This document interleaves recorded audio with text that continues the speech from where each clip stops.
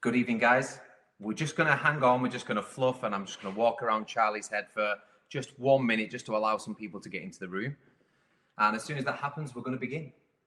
So if you guys are just joining, there is a little section on the right-hand side of your screen. I just want everyone to say hello.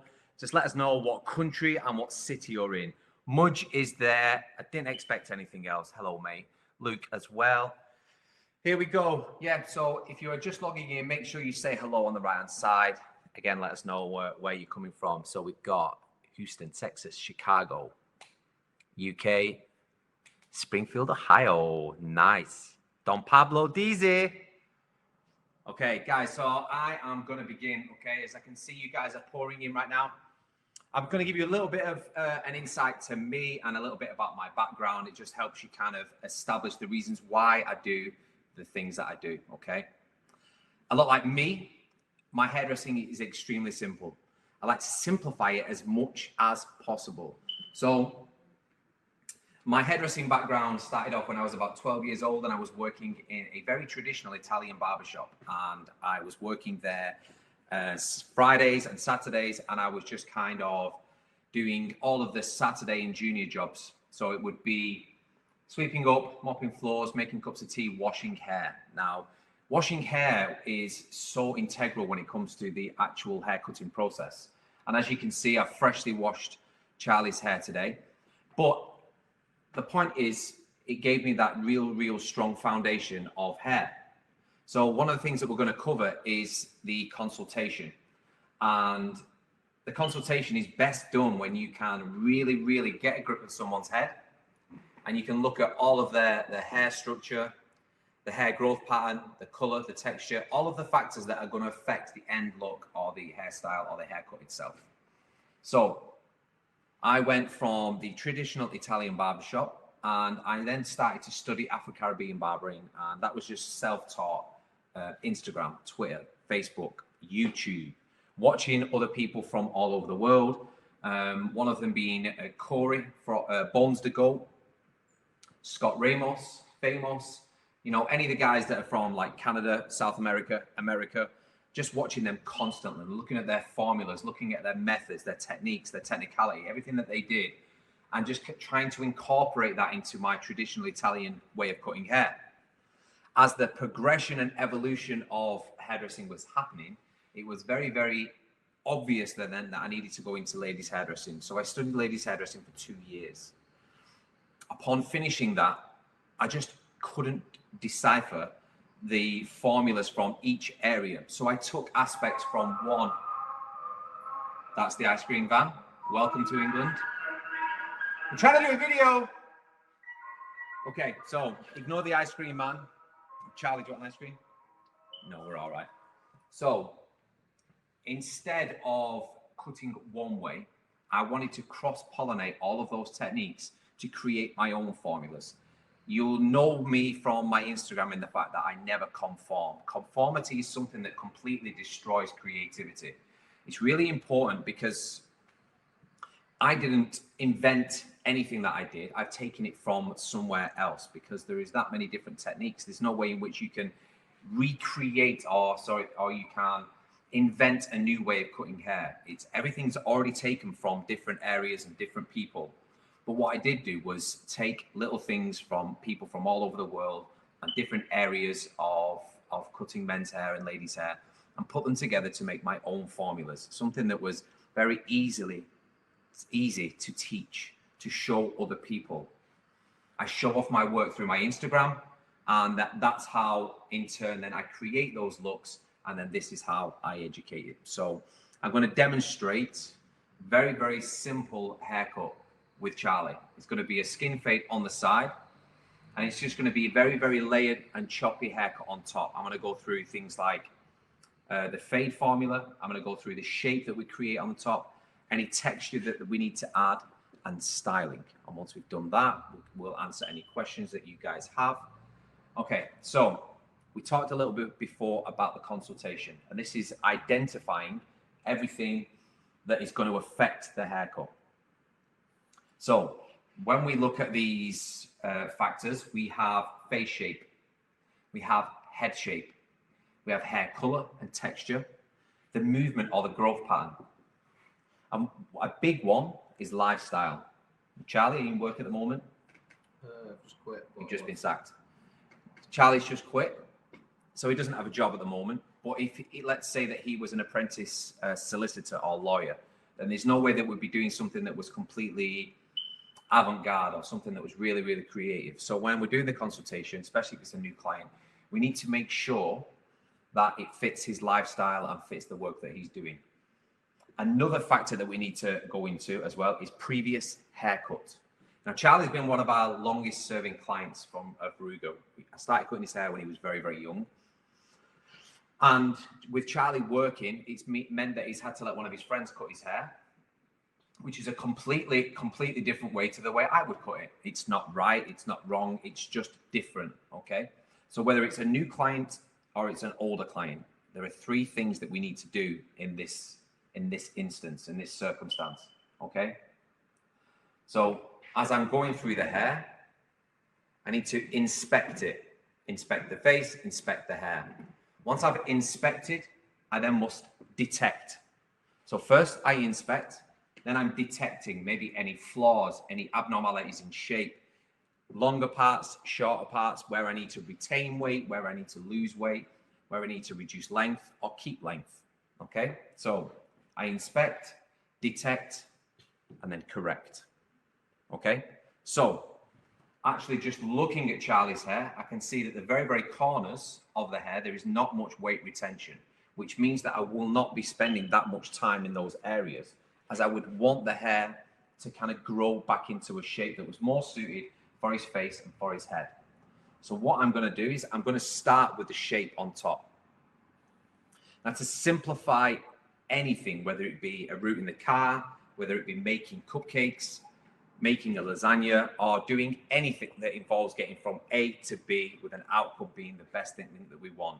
In order to make it simple, we break it down into bite-sized chunks, or we compartmentalize those sections. So we have our clipper work, we have our blending in, we have our edges or outline, we have our layering, texturizing, and then styling. Okay, so CBELTS. Clipper work, blending, edges, layering, texturing, styling. Okay, so once we've broken those down into those bite-sized chunks, we're going to work on each one individually. Once we've worked on each individually, that is going to allow us then to join them all together. And instead of focusing on the haircut as a whole, we're focusing on each individual section. So to start with, I'm going to create a section from the left side of the crown all the way down to the recession point on the left-hand side. Okay, so this can be done either side. There's no particular reason why I start it on the left. It's just because I have a starting point, and most likely I'm going to take sections from left to right.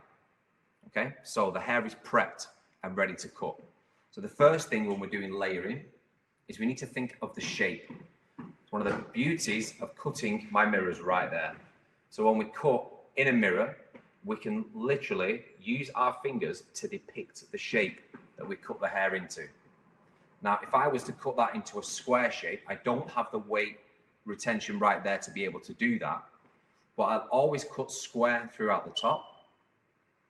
And then if I was to cut square on the side, I would again use my fingers to depict that shape. But what we're going to do is, because we have a graduation on the side, I'm always going to cut square through the top to make sure that we try and blend in this profile section in with the side. We're going to create a bevel either side of that. So we're going to be flat, 45 degrees and 45 degrees on this side. Then with a graduation, what we're effectively doing there is creating a diamond shape. Okay, so like I said, we're going to work with the length that we've got on the side right now. And what we want more than anything, and I would say this is prevalent with most men's haircuts, if we over direct too much length on these corners, then we just leave everything too heavy, too square, and we end up with that wedge. When we go round, we don't have enough weight retention. So that's why instead of going round or staying square, will go in diamond, okay? What this allows me to do also, if I spin Charlie to the side, is I'm always going to cut at a right angle to the head. What this gives me then, and I can see that this is exactly what's happened in his previous haircut. His hair has been cut on a stronger angle, which was retained loads of over direction and loads of excess weight at the front and length, and a very, very, very short crown. Now, if we was to cut completely at a right angle to the ground, it would mean that we would have a slight over direction at the crown area and slight over direction at the fringe or the forehead. Okay, so what that allows us to have weight retention around the crown, it gives us more control, and it gives us a lot more variety of how to style the front. The fringe being the focal point of the haircut. Most guys, if you ask them how they style the hair, the first thing that they'll do is they'll lift the fringe up or they'll pull it down to the side. They don't start with, well, this is what I do with my crown. Blokes always tend to focus on that focal point, which is their fringe. So I'm going to make sure that the hair is damp or wet through even. The hair being a lot easier to control when it's wet. Okay. Scissors in hand, I'm going to use the smaller end of the comb. I'm going to keep my elbows high. With elevated elbows, it just means that I have a lot less stress on my neck and my shoulders. Okay. So I'm just going to take that first section, and this is where I'll do that first inspect. So I'll inspect that, have a look in the mirror, make sure that I go at 90 degrees to the floor and not the head. I'm just going to come straight up. If I was to cut at a 90 degree to the head all the way around, that would create a round shape. So even though I'm lifting up, I'm making sure that I'm a right angle to the ground, and I'm going to cut everything club. Okay, so I'm going to cut everything nice and square. There's my section. That's how much length I want to take off, and I'm just going to cut directly across my fingers. So one of the questions we get asked quite a lot is, how do you know how much to take off? And the answer to that is just experience and intuition. So intuitively, I know what Charlie's hair will look like when I take off, like say 10 or 12 millimeters. So I'm using experience and intuition. So what I'm going to do now is I'm going to take that first section, as you can see, and bring that down. I'm going to lift up the section behind it, find my guideline, and just cut directly across. Now, my actual layering is going to get cut short here because of the way that the hair has been cut previously and how short it is at the back. But I am still going to show you the general pattern, okay? So you can see I have a hold of my section, I release the section, take half of my previous, and then about 5 millimeters of the new one, pinch that area, get the comb underneath, create tension, lift, put the fingers on the bottom of the head. This just kind of helps me elevate the hair and create a stronger tension. The stronger the tension, the more accurate the haircut will be. Okay, now, I will always work in 3 panels when it comes to layering men's hair. I'll work on the central panel or the profile section, and I'll work from the fringe to the crown, and then from the temple to crown, temple to crown. So you can see what I've done is, because I was working from left to right, I've created this strong parting or section on the left-hand side. Now, I'm going to go all the way through the center and separate the hair from left to right. So by using the lines that the comb will create, allows me to find that central zone.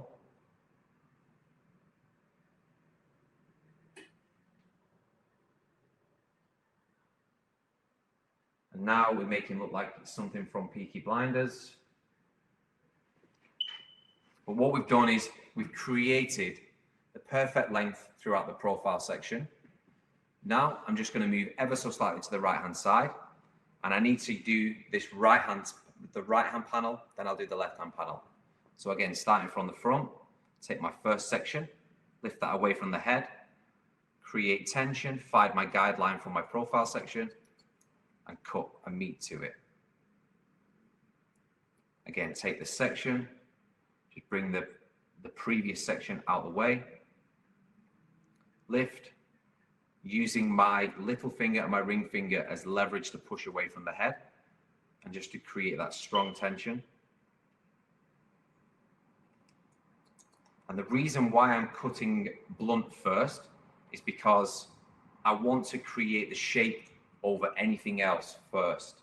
Once I've created the shape and the hair is dry and it's in its wearable position, that's when I can go in and I can add the texture that I want. I always like to have my texturizing as visual as possible. So instead of adding texture when the hair's wet, I don't feel as though you have as much control of it as when it is dry.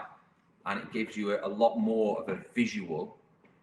So when I pull once I've dried the hair and it's in its wearable position, I can then have a look, see where it's lying too heavy and see where we need to add texture. So I'll do that once we've pre-styled the hair. I'll take in that very first section, pinch, lift, tension, find your guideline, cut. Half of the previous section.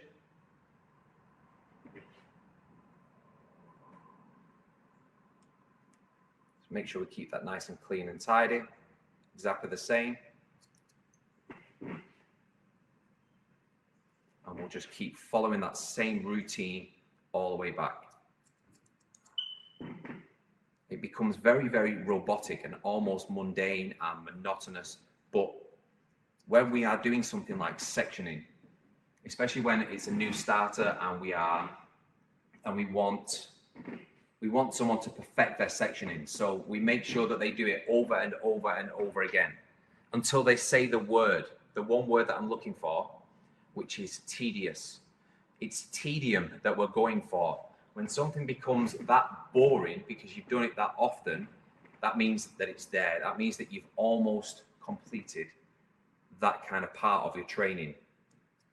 When something becomes tedious, it means that you've completed it. It means that you either need to advance in the technique that you're doing or move on to something else to make sure that that also becomes tedious. So with everything in life, whether it be cutting hair, cooking, walking the dog, it's almost like we're welcoming that tedium. And once we've got that in, we can move on to more things. Okay, so once I've worked on that internal layer, the shape that I was going for was flat throughout the top, beveled at a 45-degree angle on the side. And then when we do the clipper work, we'll have that graduation, which will give us that diamond shape. We've finished that internal. Now we just need to work on the length of the fringe. So in order to do so, I'm just going to bring Charlie this way. I'm going to comb the hair down, and I only want a very, very small 1-inch section throughout the center. Okay, so I'll move the rest of the hair out of the way. I only want an inch, inch and a half. Okay, once I have that section, as you can see, I'm going to create as much tension as possible, put my finger flat to the forehead and drag all the way down to the forehead because I want as little elevation from the head as possible. Okay, once I've done that, I'm going to move over to the left-hand side and just take about another 1/2 inch, dragging some of the older section with me. And then I'll just follow that all the way to the recession point. Now, Charlie will be wearing his hair flat and forward, almost like a mid-length crop. Not a short crop, more of a mid-length. So what I'm going to do is, again, I'm going to cut the hair blunt and square. And then once the hair is dry and I can see it in the position that he's going to wear it daily, I can then decide whether I want to create texture in the fringe by slicing through it and shatter that kind of blunt look, or I'll take to it with my detailers and create something that's even more blunt. Again, this is something that I do quite intuitively, and I decide when I get to it.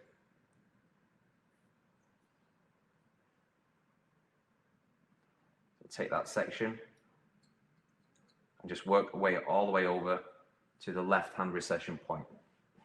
So, cutting wise, just put you in the mirror.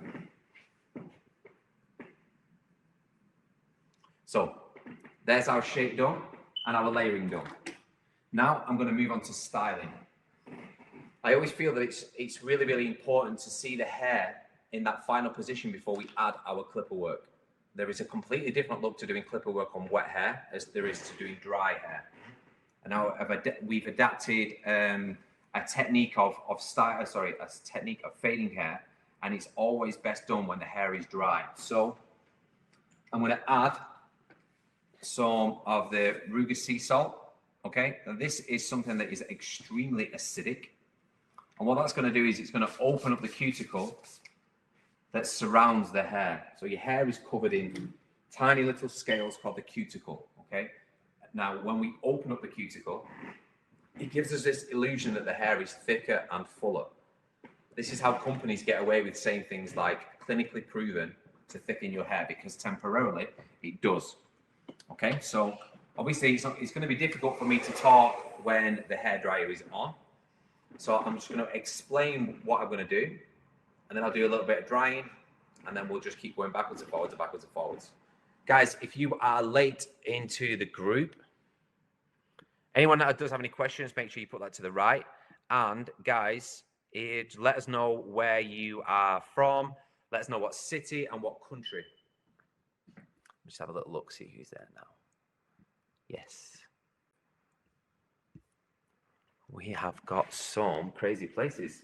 So yeah, guys, please just say hello in the comment section and just let us know what country and what city you're from, please. So let's go on to drying. So the first area that I want to dry is the crown area, okay? And what I want to do is I want it to lie in its most natural and organic position. Just ignore that. That was the last time that Charlie moved and I jabbed him with some scissors. It was just a young accident that he had. That's why his scar's so cool. But we are going to blow cold air directly into the center of the crown. What that's going to do is it's going to allow it to find its most natural and organic path. Okay, so I'm just going to go quiet for a second while we do that. So cold air.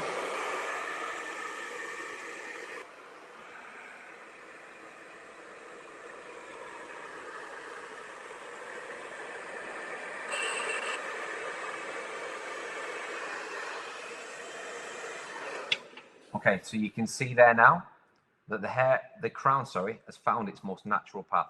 Now what we're going to do is we're going to elaborate on that. And as if the crown is the center of a clock face, we're going to work 12, 1, 2, 3 o'clock. And then we're going to work from 3 to 6, 6 to 9, and then 9 to 12.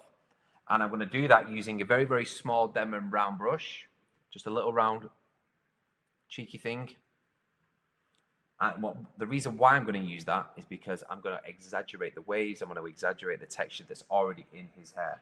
So I'm just going to lift the hair away from the head and allow the hair to dry over the brush. So let's just get this crown back area dried first.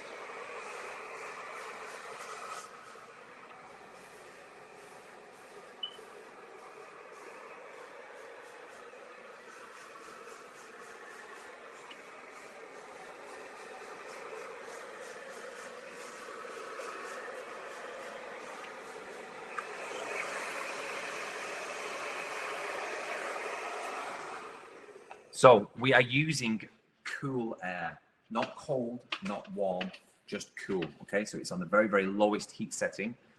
Again, this is because I want little manipulation.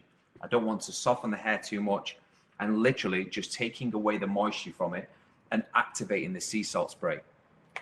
So once I've worked from 12 to 3, I'll then move from 3 to 6.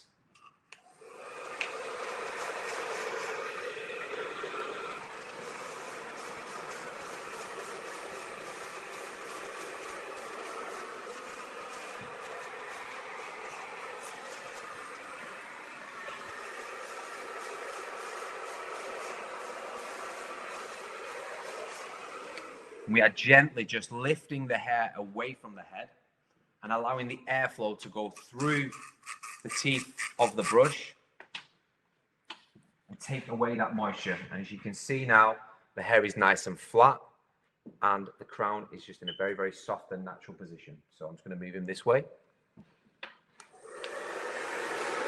Now we're going to work from 6 to 9.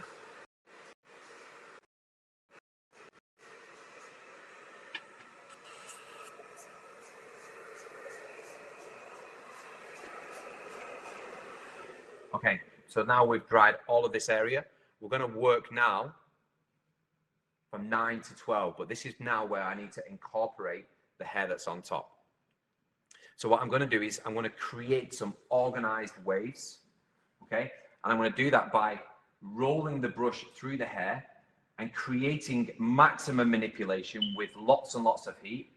And I'm going to create these waves. Once I've done it in one direction, I'll do the exact same in the opposite direction. And that's giving me this vice versa yin-yang kind of organized chaos. So it's going to be very, very, very highly textured.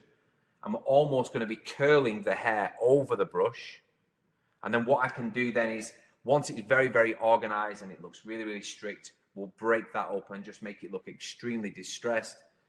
Lots and lots of internal texture without actually putting texture in it. Okay, I will actually texturize this kind of heavy section just to reduce that weight down and just to help with the texture towards the end. But as of now, this brush, sea salt spray, and this are the only things I'm going to use to create the texture. Okay, let's go. So start off working from 9 to 12. And then I'm going to reach over on the left side. I'm just going to start to work down in sections, rolling the hair over the round brush.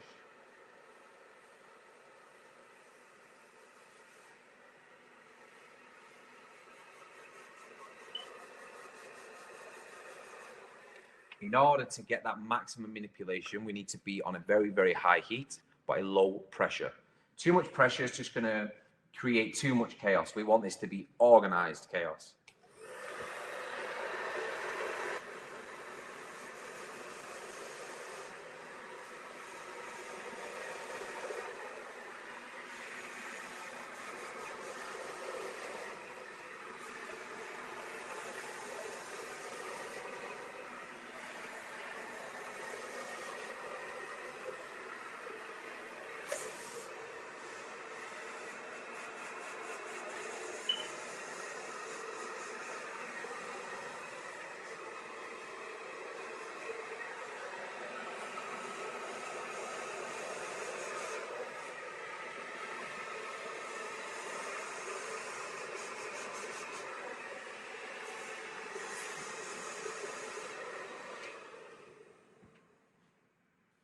So I'm just going to show you there very, very briefly. You can see there now how we've created those waves. And we're going to do the exact same thing on the opposite side of the head right now. So I'm just going to come over to the other side and then just working again in a diagonal.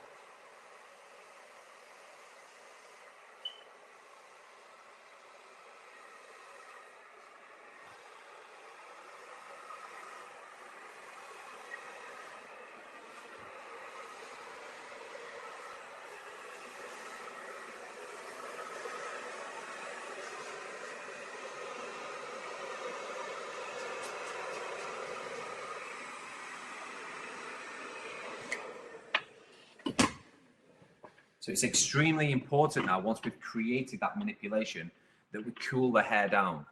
If you think that hair is like plastic, let's say, for example, this is a strand of hair. If we was to heat this up extremely, it would go extremely soft. And then what we would do is we would cool it down once we've manipulated or bent it. And once we cool it down, it's going to set in that position. The same principles with hair. We get it very, very hot. We manipulate it into a shape or a form or a direction. And then once we've manipulated it, we then cool it. And once we've cooled it, it will set in that position. So I'm just going to go through the hair right now. and do the exact same process again, but I'm going to do it with cool air.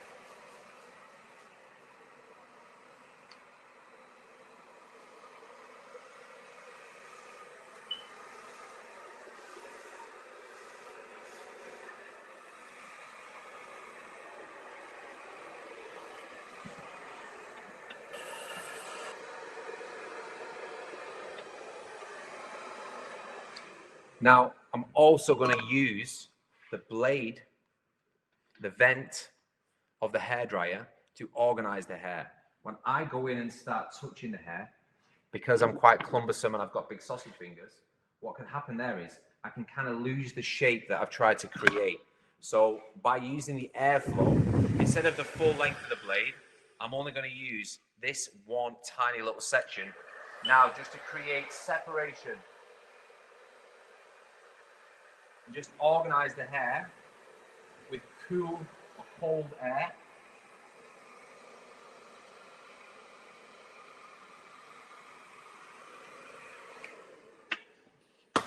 The least I touch it now, the better. So the hair has been cut, we've done our layers, we've created our shape, and now we have pre-styled the hair. We've incorporated texture with the use of a product and a brush and a hairdryer. And now we're going to introduce our clipper work. So when it comes to our clipper work, again, this is just a very, very simple and very replicable formula, okay? I'm going to go through the formula and, what I can do is maybe Jose, who's in the wings of this, as I'm saying it, maybe he could write it down and then he could type it into the comment section. Because this is very, very simple and easy formula of just performing a quick, easy and effective skin fade. So first of all, I'm going to start with a guideline. And the guideline is the highest point of my clipper work. This would be the section where I use clipper over comb to blend in the side to the top. And I'm always going to start on one side. Doesn't matter if you start on the left or the right, but I'm going to start on the right-hand side. I've always done that. And what this allows me to do is I work on each line or each section of the fade, first on the right, then the left, and then I match at the back. And this is just an extremely simple and easy way to create symmetry and balance within the haircut. So I'm going to start with a 1.5 guard or a 4.5 mil open. Okay. Starting on the right hand side of the client, I'm going to go from the temple to 3/4 of the way back, just to the right of the occipital bone. Usually looking in the mirror and kind of deciding how high I want to go with this. And we can see that it's been quite high before. And to complement the shape of the haircut itself, and to obviously to go with Charlie's face shape and head shape, a higher fade with him looks so much better. It complements his hair, complements his face.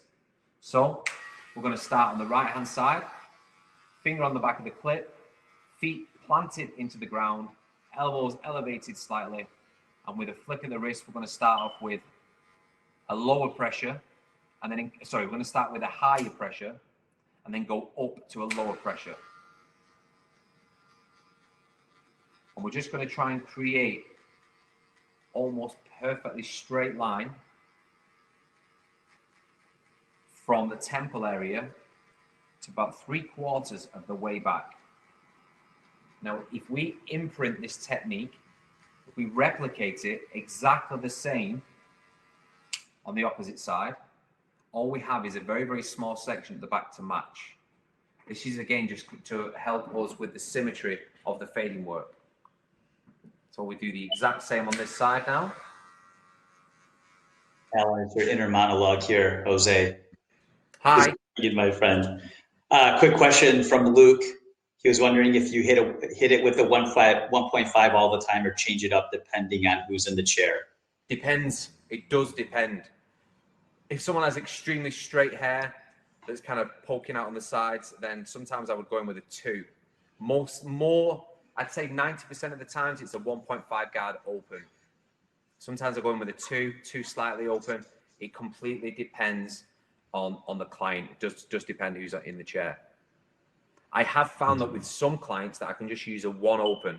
One of those clients that you can just kind of scoop out, and someone who's got that head shape that just allows you to blend in really, really easy. But the majority of the times it's a 1.5 open, yeah. But again, this goes back to what I was saying earlier. Going off your previous experience, going off how many different haircuts you've done, and you do have to cut intuitively. It's always extremely important that you have a structure. And once you stick to that set structure, the more you know the structure, the more that you are used to it, when it's become tedious, as I mentioned earlier, that's when you can start to deviate away from it, just to experiment and try and see if something else works better for you. Okay, so this is my guideline. This will be the highest line that I use. This will be the longest guard, sorry. And this will be the highest line that I create. Once I've created this line, I'm then going to blend in from the side to the top using a technique called clipper over comb. So now I have both sides done, and all I have to do is match up towards the back. So I have one line on this side, one line on this side, and I go from center right to center left. And again, this is so much easier now. The hair is completely dry, it's flat, it's pre-styled, and I can see it in its everyday position. Okay, so there's my first line. So line number one is a guideline. Now I will go to clipper over comb. I go back to my starting point. I'm going to hold the comb the very, very traditional Italian way, which would be two fingers, your finger and a thumb, sorry, and then use your other three fingers to pull it into your palm. Once it's pulled into your palm, it's easy then to just pivot your fingers down and up, down and up. What that allows me to do is to comb the hair into place, look at how much needs to come off or the shape that I need to create, and then just scoop straight underneath. Just fluidly and easily. So what I'm looking at now is, if I look in the mirror, I'm looking at the silhouette or the profile of the head, and I can see the small ledge that's hanging over, which means that is how much I need to take off. So I'm using this comb now as my number 2 guard, number 3 guard, number 4 guard, all in one go. So I'm going to push the spine of the comb towards the scalp, bring the teeth out towards me, create the shape, take a horizontal swipe, and then what should be left is the shape. So comb down, lift up, create shape, take off what protrudes through the comb, and then what should be left is that blended in smooth look from the side to the top. We're graduating now what's the hair that's on the top to my 1.5 guard open. Should the hair be a lot longer, I would still use this exact same technique. In fact, if anything, this technique is so much easier with longer hair. I would just have to do a few higher sections. So for example, on this side, if the hair was a lot longer, I would do it in 3 sections. So my first section will be to remove the bulk and start the shape. The second section will be a little bit lower down to start the graduation. And then the third and lowest swiping would just be to transition the 1.5 guard open into the hair that's on the top. Alan, you have a question from Carrie regarding clipper over comb versus scissor over comb. Is there a reason you choose one over the other? Is it speed or accuracy?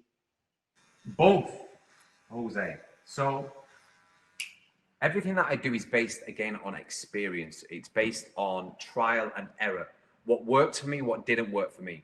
Now, I always found scissor over comb very, very random. What you did was you take a section, and this is just personally. I've seen people do scissor over comb extremely fast and extremely accurate. I just don't have the hands for it. So this is the reason why I do clipper over comb. I found for me, every time that I was going up and doing scissor over comb, scissor over comb, scissor over comb, it wasn't very accurate. I was just kind of winging it until I got to a look that was desired. Whereas with clipper over comb, I know exactly how much I need to take off. My comb does the work for me. It's extremely fast. It's extremely accurate. It just takes quite a lot of time to get used to the movement of your hand and getting used to the visual aspect of how much you need to take off. So I do use scissor over comb, but I would say 10% of my blending in is scissor over comb, and the other 90% is clipper over comb. Great, thank you. Also, Dewan asked, maybe on the back and also on the side, if you can turn his head so they are able to see the blend. Here we go. So you can see there now where we were still lying a little bit too heavy. So I'm just going to very, very gradually work from one side of the head and just keep working round. And all I'm doing is taking off very, very small, very, very, very short amounts of hair just on that ridge, just to make sure that it blends in nicer. I still want there to be some weight retention, because when we have weight retention, we increase or exaggerate the shape a little bit more. Okay, so we have our guideline, which is now blending in. We transition from a 1.5 to the hair on top. What I need to do now is create my baseline. I'm going to do that using a 0. So just a raw blade closed, back to my starting point, and again, working from the temple, 3/4 of the way back. So working with that exact same movement where my pressure is harder to start with, harder pressure lower, and as I reach that line, I just want to lift my clippers out ever so slightly, just to make sure that that next transition is nice and smooth. So I don't need to worry about the hair underneath, because I'll be taking that off with a detailer or a balding clipper.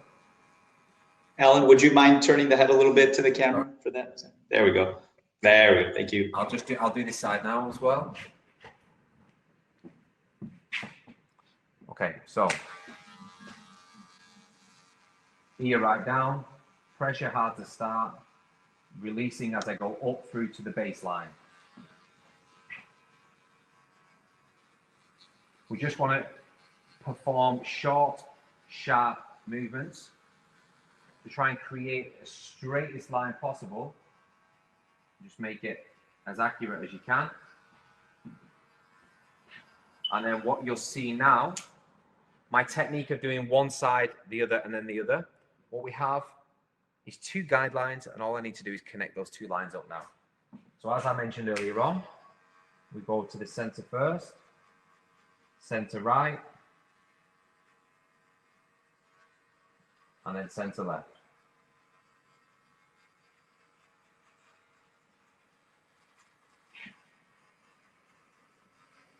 Yes. Is that a 0 or 0.5? That's a 0.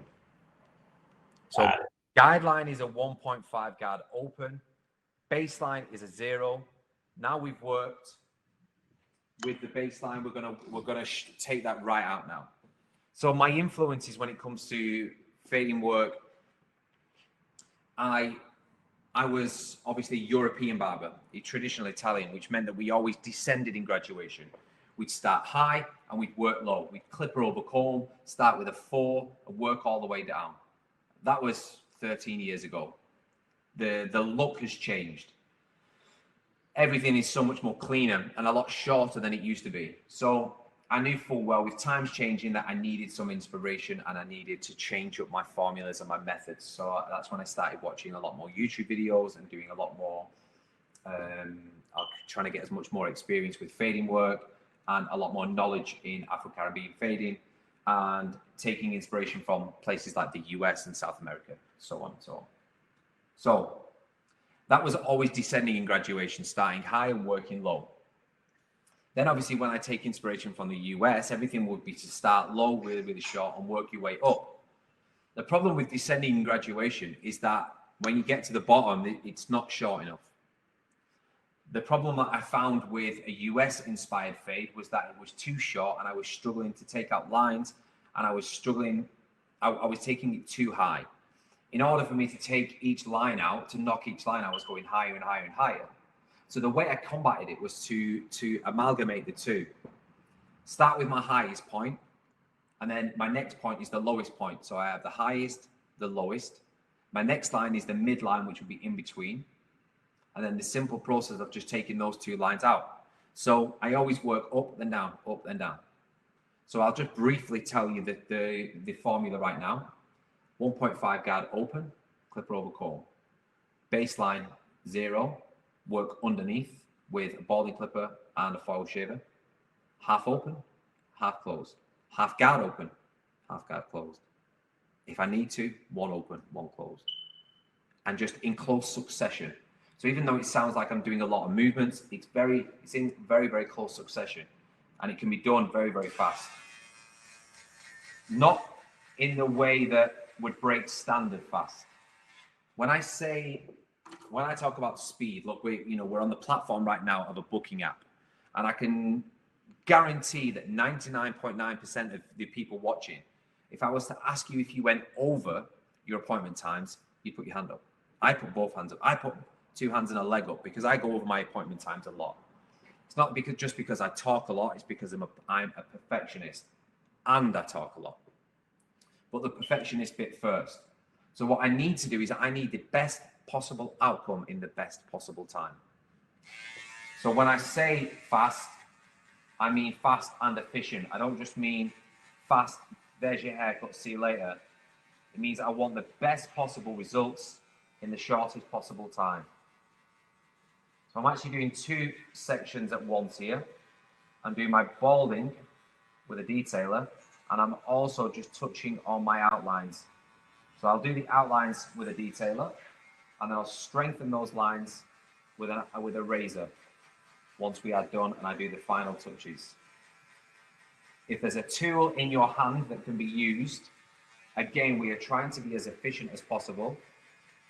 So if there's a tool in your hand that can be used, it saves putting it down, picking it up again, then that's exactly what we do.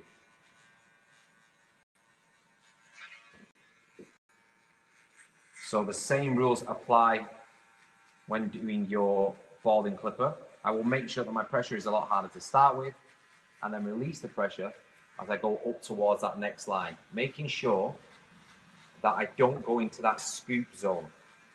Because if I do, that's just going to take it too short, and that first line, that baseline, will be ruined, and I'll have to take that up a little bit higher. So always making sure that we're extremely light as we get higher up through the fading work.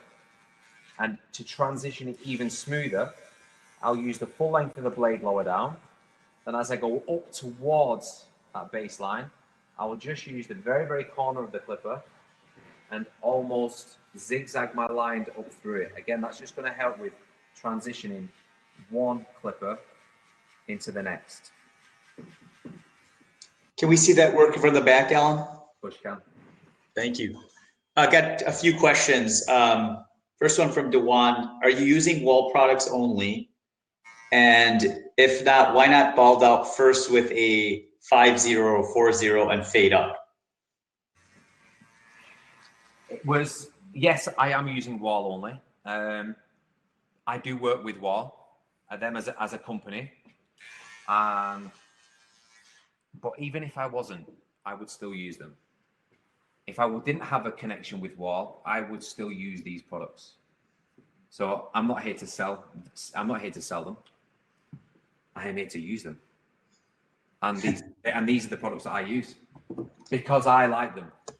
Now, to answer the question before, that is just a technique that I have used, and it just didn't work for me. I just prefer it doing it this way. I have done it that way before, and it just didn't work for me. So now I have the balding. I'm just going to literally go around with the foils and just take that shorter, not too high up, because when I was doing the consultation, one of the things I noticed about Charlie's hair is Charlie's got extremely soft, blondie brown hair, which means that even on a 0 or a half or a 1, it looks extremely short anyway. And what we want to do is we want to try and extend a little bit of the darker part of his hair, just to kind of exaggerate that faded look a little bit. Whereas if I was to take it too short, too high, my transition would be extremely short, and it would be really, really short, hair on top. It would look too much like a hat. I want to try and drag out that fade a little bit. Heather's, actually, let's see. Carrie has asked if you can recommend a good fade brush. If you go on www.rugerbarber.com, we have a nice little Ruger fade brush. They're really good ones. The Denman also do an extremely good fade brush. It's just a plastic handle and just nice soft bristles. And you know, making sure that you use other products, things like an air blaster, just to get all the hair off. What a lot of people do is they use their fade brush as their clipper brush also, which just means that you end up with a build-up of oil, clipper side, all over your actual fade brush. Your fade brush is there for a reason, just for heads and taking the hair shards away from your fading work. Okay, so my next step now is a 0.5 raw blade open, and in close succession, I'm going to go from half open to a half closed, so a quarter effectively. And I'm going to do that again on the right side, left side, back. Can you turn the head again, please, Alan? Thank you. I think one of the most important things you can do when it comes to working with clients, and a lot of people do ask me, how do I get new clients? Now, obviously, you guys are Booksy merchants. If you're not using the boost feature that's on there, then you should be doing. I'd like to think, or I know for well, like I'm busy and booked up for 4, sometimes 5 and 6 weeks at a time. But it doesn't mean that I don't want more new clients in the shop. My book is always open to whoever books in. So I personally still use the boost feature, which is on the Booksy app. And that is a great way of getting new clients in. But I think one of the most important things to do is, whether it's a new client or an old client, is you're making them have the confidence in you and your ability by being extremely vocal. So what I said to Charlie about his hair, why I'm taking it, you know, bald to the certain area that I am, is because his hair is light in color. He has sparse growth when it comes to the temple areas. I don't want to take the balding bit too high because it's just going to look like a very short transition. I'm explaining to my client the reasons why I'm choosing these, making these decisions. So I'm just very, very, very lightly going over that line now with a 0.5.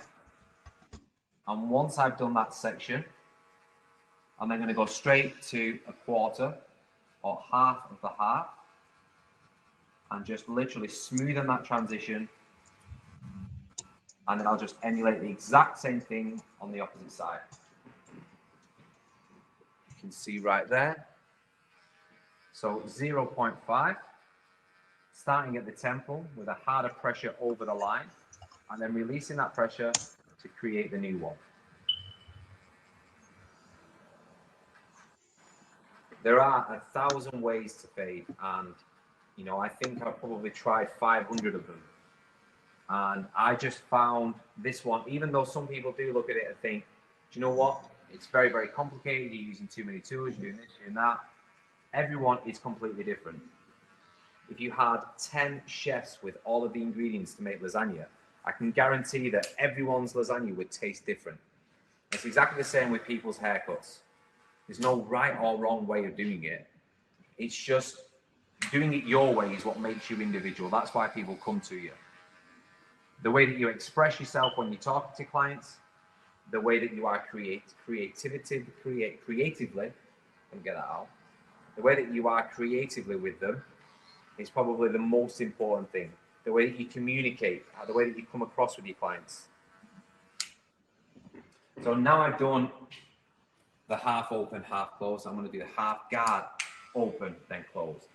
Exactly the same movements. Again, very, very repetitive, almost robotic-like movements. It's a very, very mechanical movement.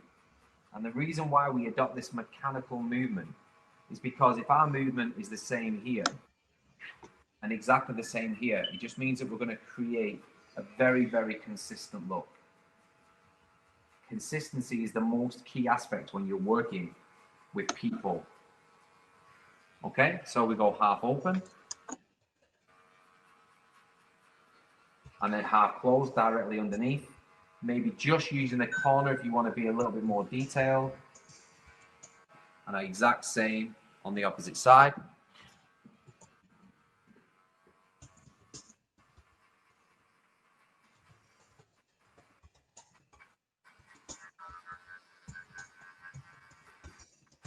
Okay, so half open, now half closed. And again, we want to be a lot more detailed. So we're just going to use that very, very corner just to erase that one last visible line. And then now all we have to do is match up at the back.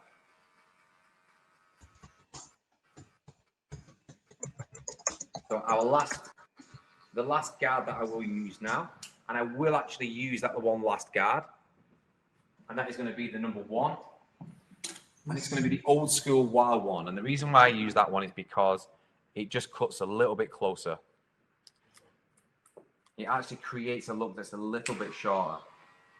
So I'm just going to bring Charlie back around this way and start at my starting point on the right.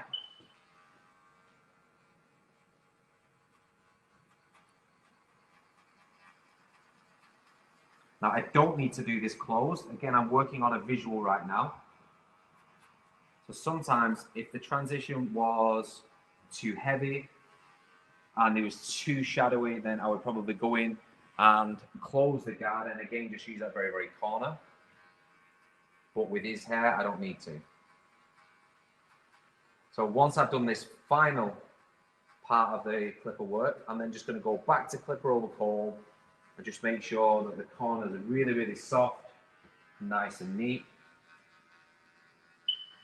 And then we're just going to incorporate a little bit more texture and go back in with our hairdryer to organize the hair into a nice distressed look, mid-length crop, and then apply a dressing serum or a dressing medium.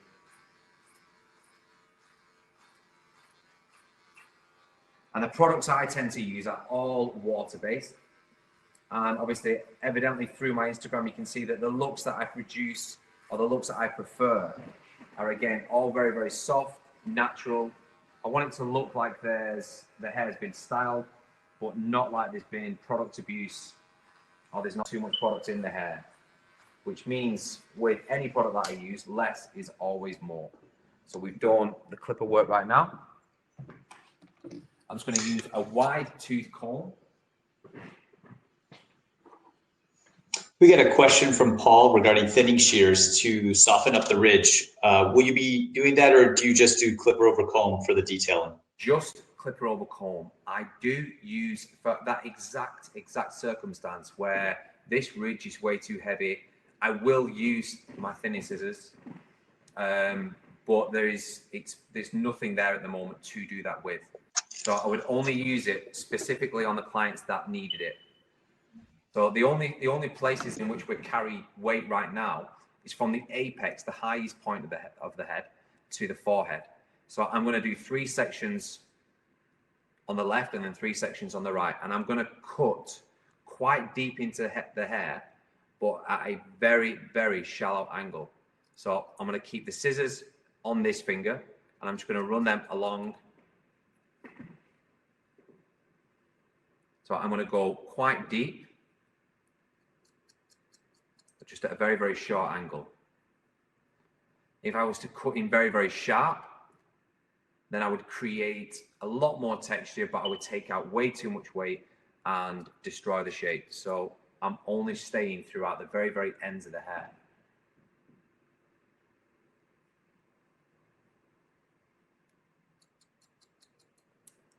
We don't need tant amounts of texture throughout this haircut. The product, the layering, the blow drying itself was the most effective thing we could do, the most effective techniques that we can use to create texture within Charlie's hair. So we're just going to strengthen those lines. You know, I mentioned obviously Charlie's got very, very soft, very, very light hair. So there isn't loads to strengthen, but I know full well it'll look a lot cleaner and a lot sharper. Just keeping the skin nice and taut, just not pushing too far into his hairline. Exactly the same on both sides. Just pull up towards the arch. Always just pulling towards me.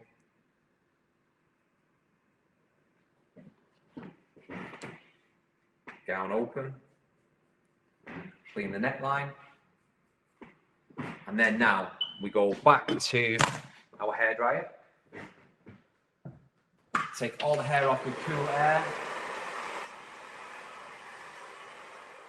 And then go back to a very, very slow airflow. And just repeat that process as I did earlier. It will look extremely organized to start with. But then when we break it up, it'll just look extremely textured.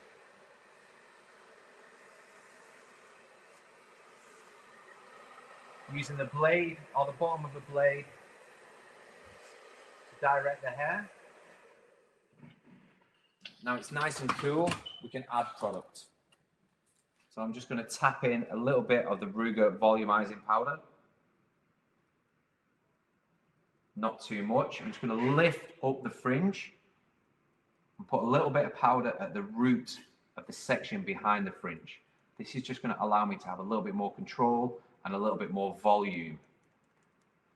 So again, not too much. Now we use a water-based matte clay. In this instance, we're going to use the Ruger Essential, which is our hero product. I'm just going to distribute that completely evenly over my hands until it disappears. And then I'm just going to work through the hair. And I want the hair to just kind of fall in a more natural position. So I'm not going to overwork it too much. And I'm going to allow my fingers to rake through the hair and then just push back up to create more texture and a little bit more volume. Get him looking directly in the mirror. Do everything from behind. Just work that fringe over a little bit. Just make sure it's nice and square down onto his forehead.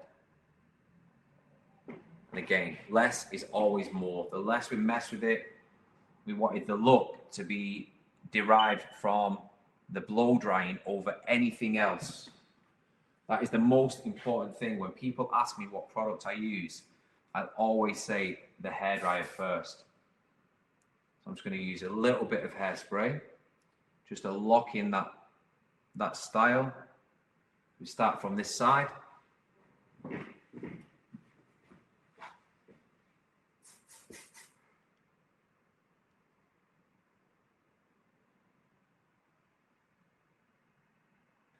Just use that wide tooth comb.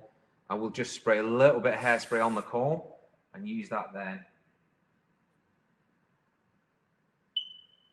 to organize the hair into place. Just create a little bit of pinch. Just pinch the hair into position again, just to create some separation and exaggerate some of that texture.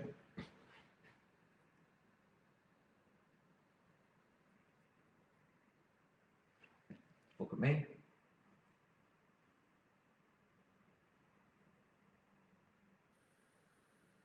And there we go. We have diamond shape incorporated into a mid-length crop. Then as he goes outside now, no matter how it moves, no matter what he does with his hair, it's cut into shape, it's cut into style, it's always going to look intentional. I'll just try and give you a bit more of a view on that.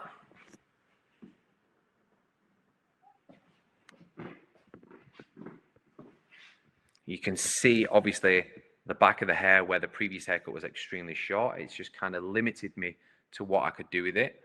But the hair throughout the top, the way that we created that kind of wave, that distressed look, heavily textured, not too shattered. So that does conclude our live webinar. Does anybody have any questions before we do leave? Jumped up to the top. I'm not sure if you could see. I can read it off to you if you'd like. Paul, am I pulling my shears? Yeah. So what I would tend to do is when I lift up the hair, as I jab down into the hair, I will pull away. So as I'm pulling away, that stops me from taking too much out. So just by doing it and committing to that movement and reducing the amount that I take off. If I was to follow through and just go down and cut into it, what that's doing is it's taking probably a little bit too much off. So the thinning scissors that I use are anything between 10 and 15% thinning shears.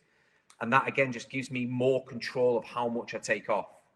If I was to cut in too sharp and all the way down, I would probably take out too much of the weight, reduce a lot of the shape, and create too much texture to the point where you'd lift his hair up and there'd be no substance to it. I want there to be substance. I want there to be fullness within the haircut. Heather is asking if you can repeat the steps, the formula for the fade steps. Okay, so the guideline was a 1.5 guard open with clipper over comb. Then we go, that was guideline. Then we go baseline, work underneath. Midline, work, which was a 0.5, work underneath that with a 0.25. Half guard open, half closed, one open, one closed. If there's anything that anybody wants to talk about, I have one haircut to do tonight after this, and then I'll be sat down with my phone. I can guarantee that if you've messaged me on Instagram before, I will reply. I have OCD. If I see those blue dots, my family will die. Well, they won't, but my OCD is bad.